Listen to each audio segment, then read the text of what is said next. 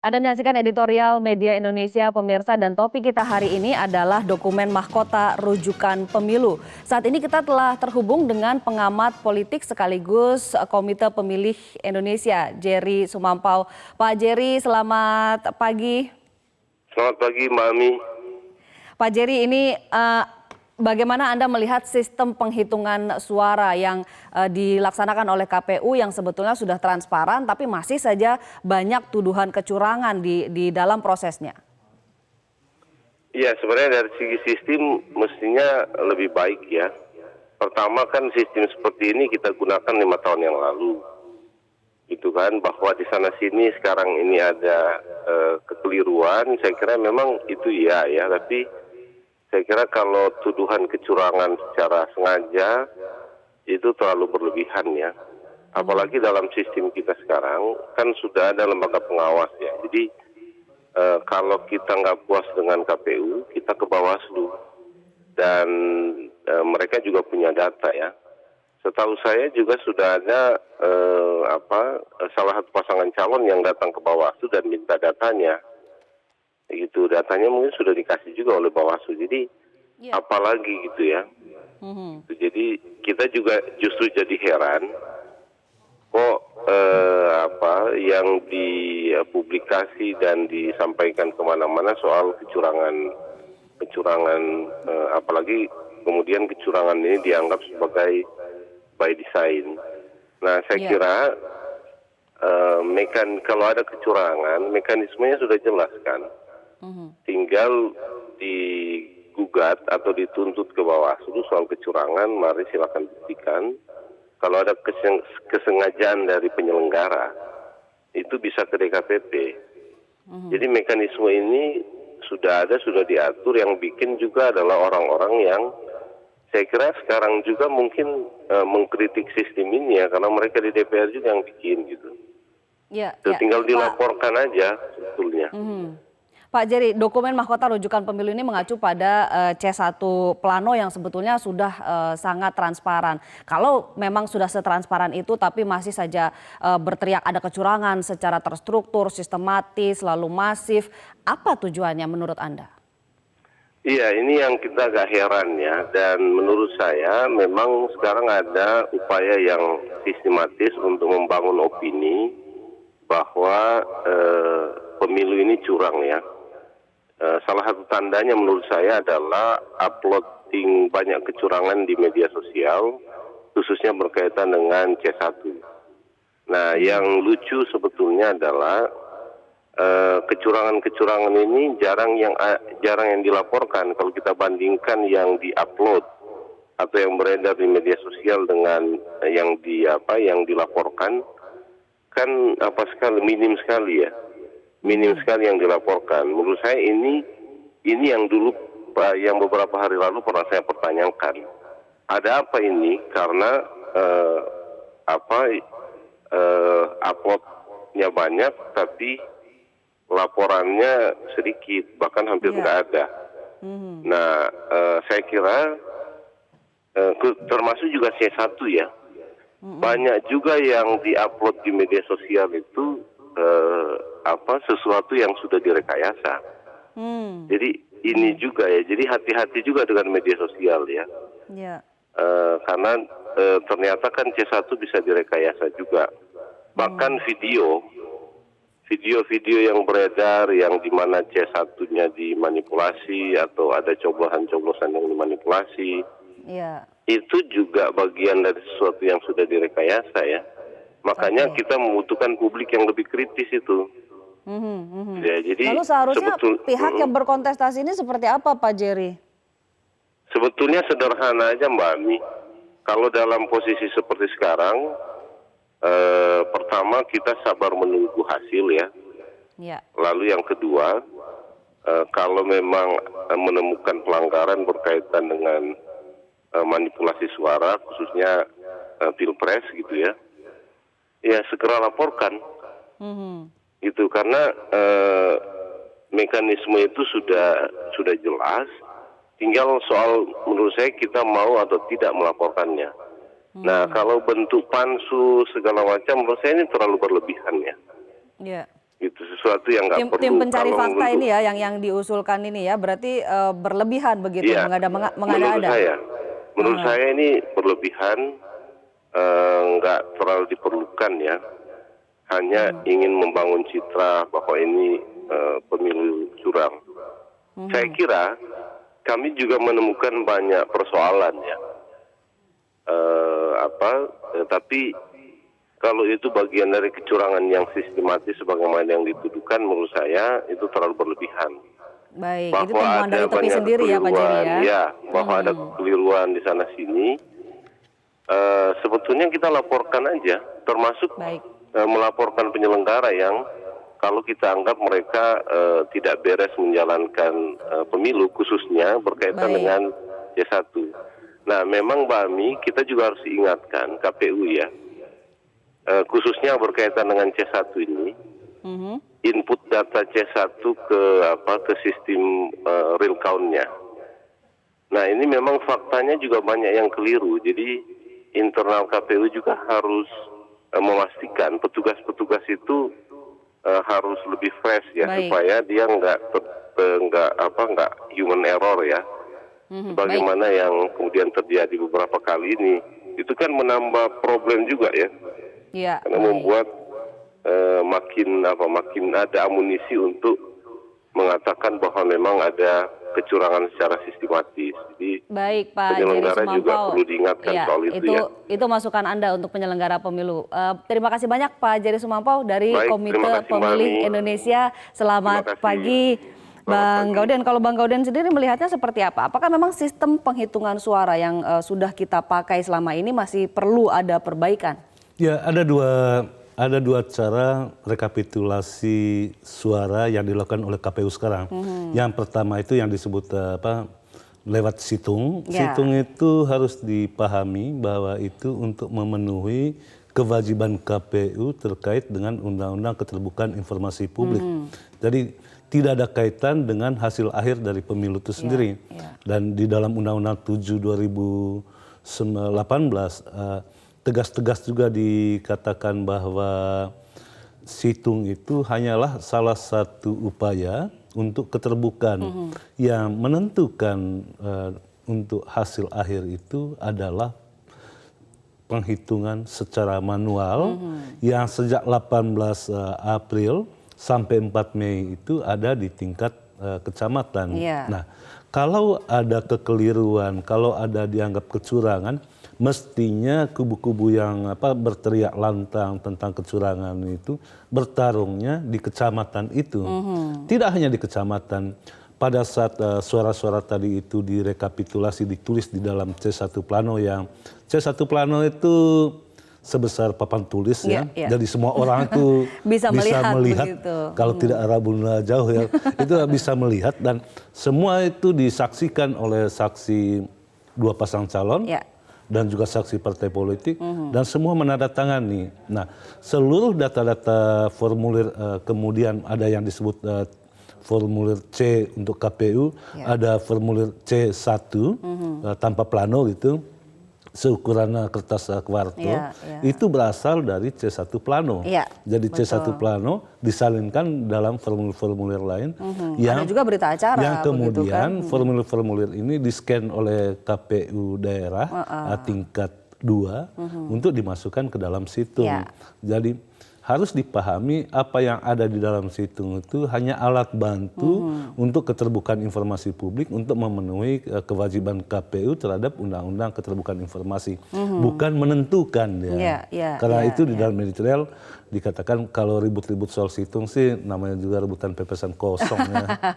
Walau bagaimanapun kita tetap harus mengawal, semua harus mengawal proses penghitungan suara ini kan. Kawal yang cerdas itu kawal di manualnya, karena itu yang menentukan. Iya. Ketika sudah berjenjang, artinya dasarnya sudah ada begitu Pak. Kalau dasarnya tidak berubah, ke atas juga tidak akan berubah. Sejauh ini rekapitulasi di tingkat kecamatan itu ada sejumlah daerah yang sudah selesai dan saksi pasangan calon, 2 pasangan calon itu menandatangani kok.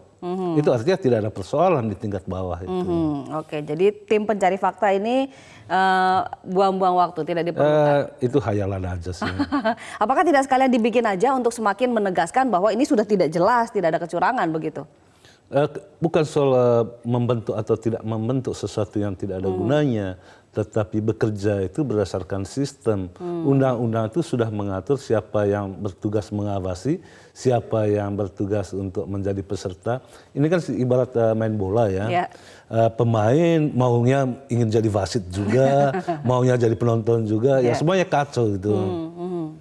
Oke, ini juga kembali harus diingat, siap kontestasi, harus siap menang, siap juga kalah. Ada dokumen deklarasi. Itu kebesaran hati di dokumen deklarasi tanggal 23 September 2018 itu harus tetap diingat bahwa para peserta pemilu termasuk pasangan calon, 2 pasangan calon capres dan cawapres itu menandatangani dokumen itu.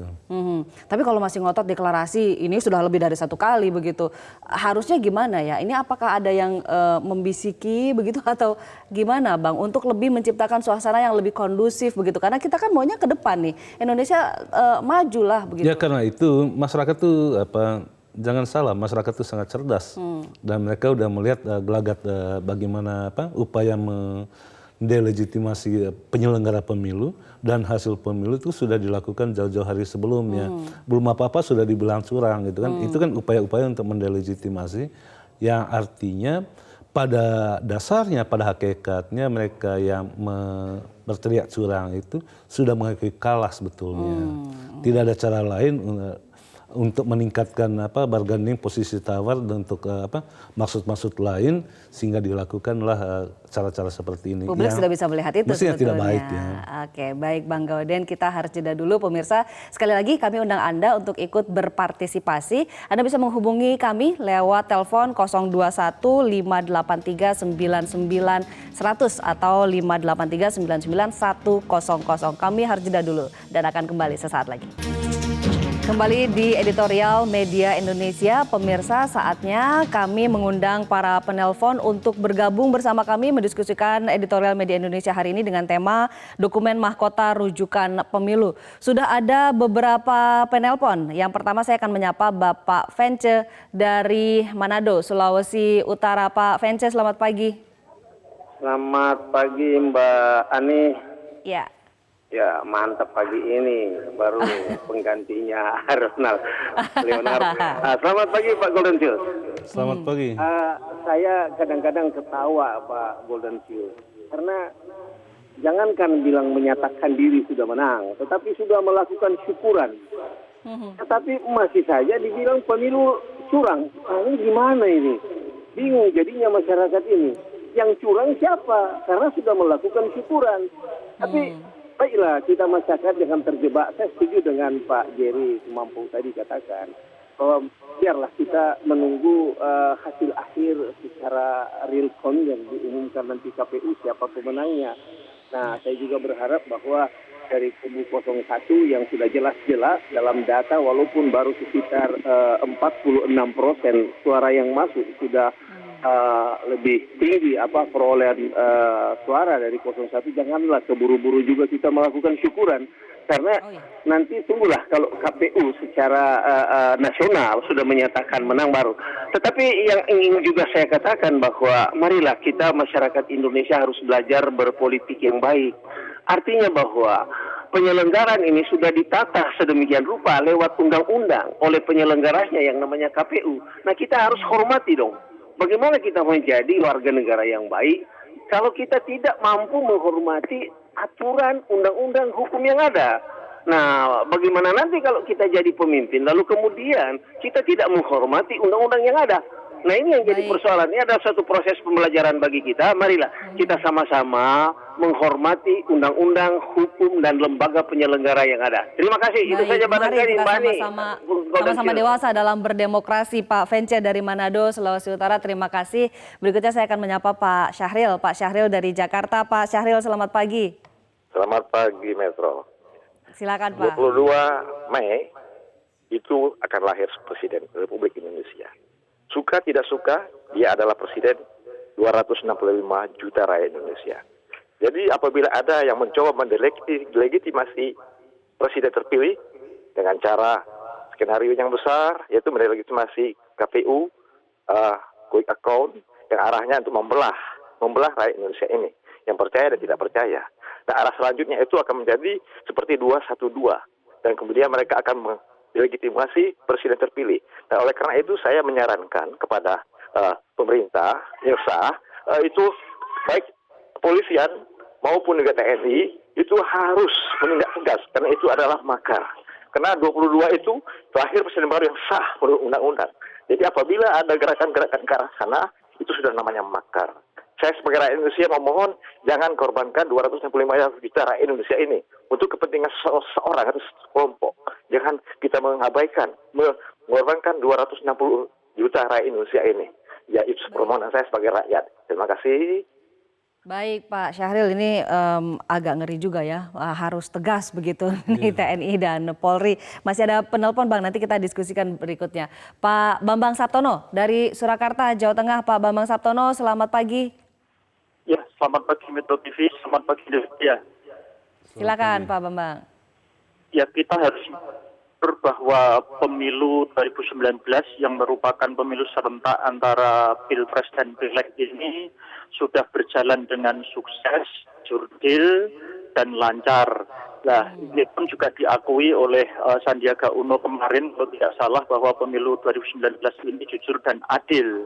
Nah, di mana juga begini ya, pemilu ini kan pemilu yang sangat besar dan ini sejarah pertama pemilu serentak.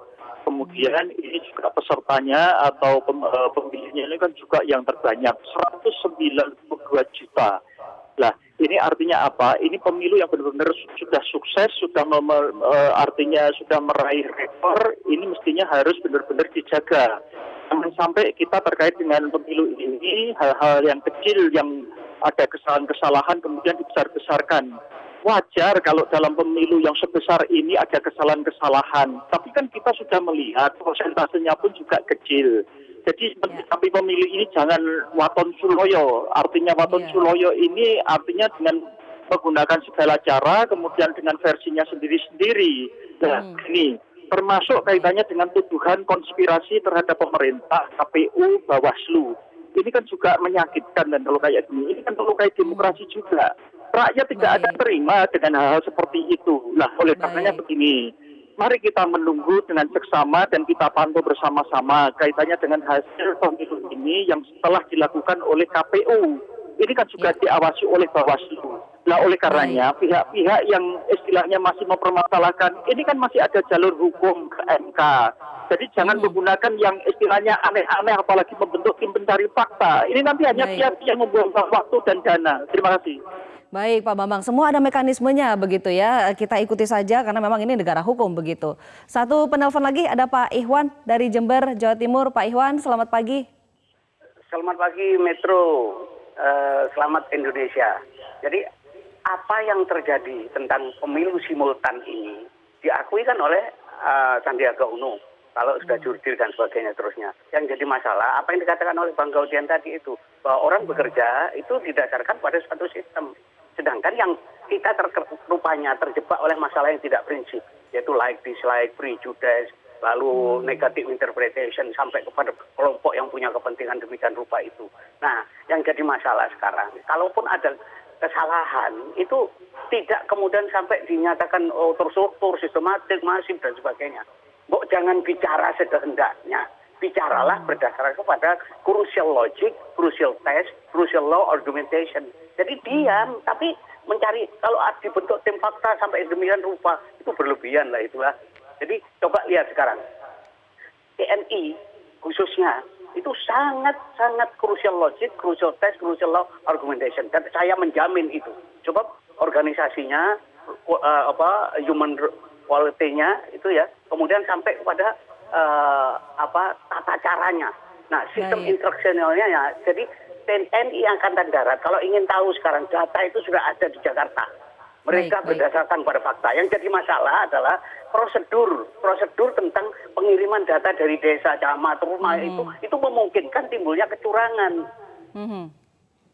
Baik Pak Ihwan, dari Jember, Jawa Timur kami sudah menangkap maksud Anda. Terima kasih Bang Gauden. Dari 4 penelpon ini nampaknya kita bisa melihat bahwa ada kepercayaan besar terhadap KPU, penyelenggara pemilu KPU dan Bawaslu, juga apresiasi tinggi terhadap KPPS begitu. Namun kita juga menangkap ada kegelisahan dari masyarakat, khususnya Pak Syahril dari Jakarta yang bilang bahwa gerakan-gerakan yang seperti itu dianggap makar aja udah ditindak oleh TNI, oleh Polri. Apakah memang perlu sekeras itu, Bang? Ya, makanya kata orang bijak itu akal harus mendahului tindak.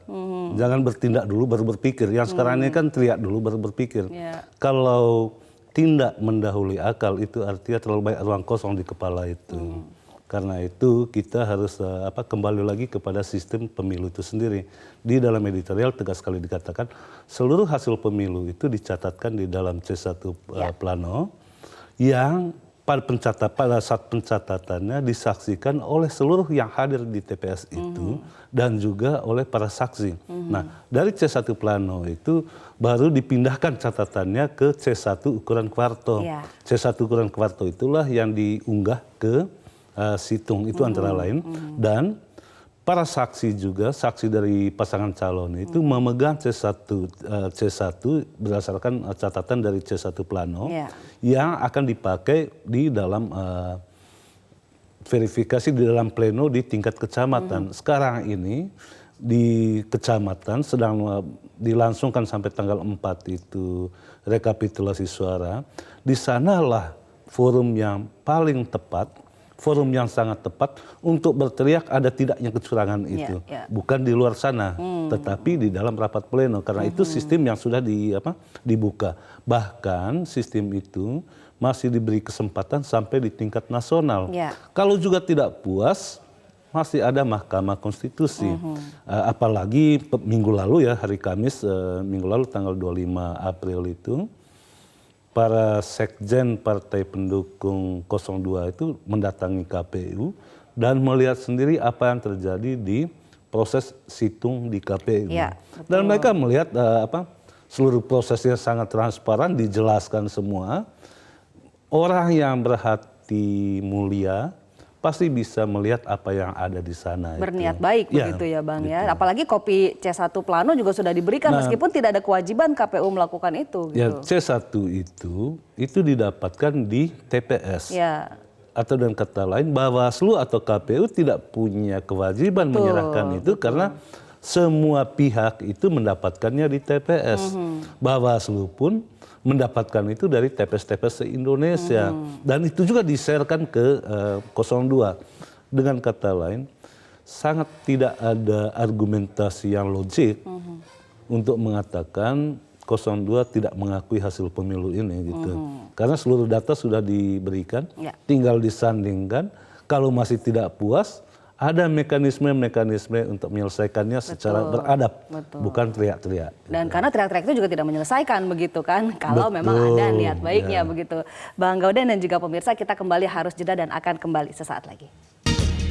Kembali di editorial Media Indonesia, pemirsa masih bersama Bang Gaudensius Soehardi. Di sini Bang Gauden tadi dari 4 penelpon kita sudah mendapatkan 1 ton begitu ya, sama.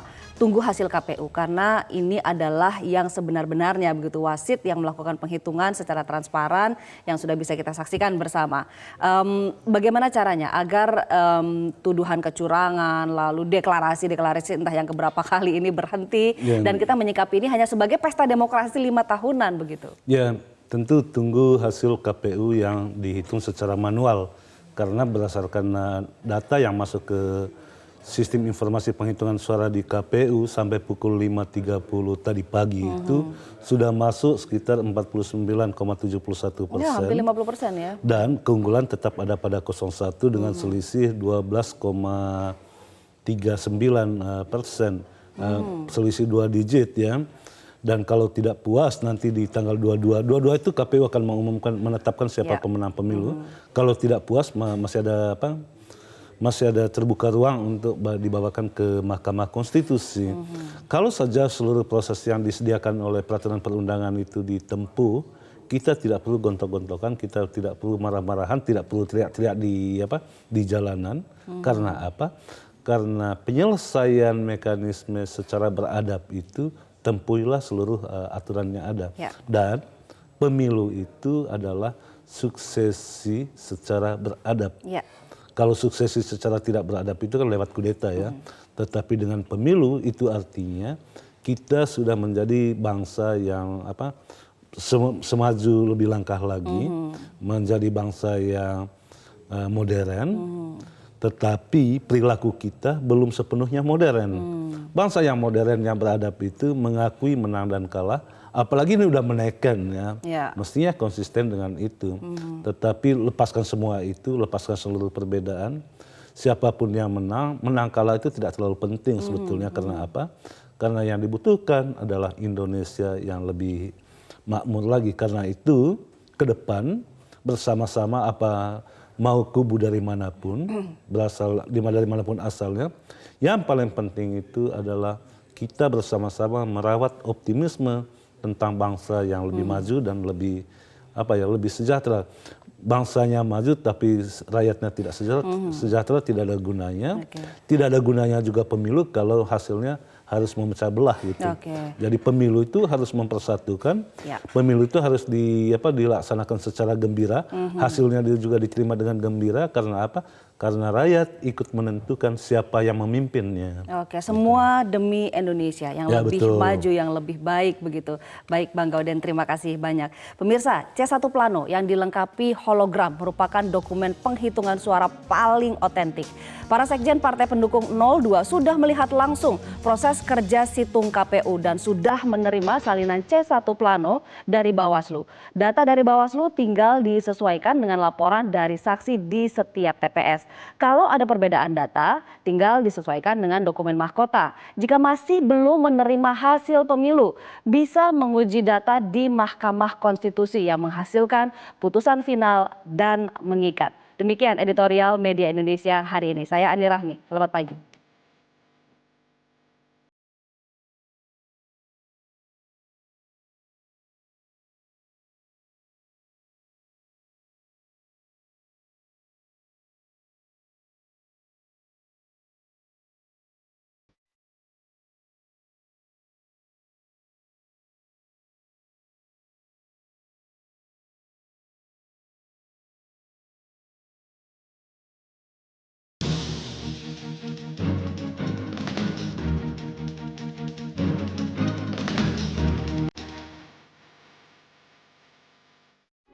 Metro TV, knowledge to elevate.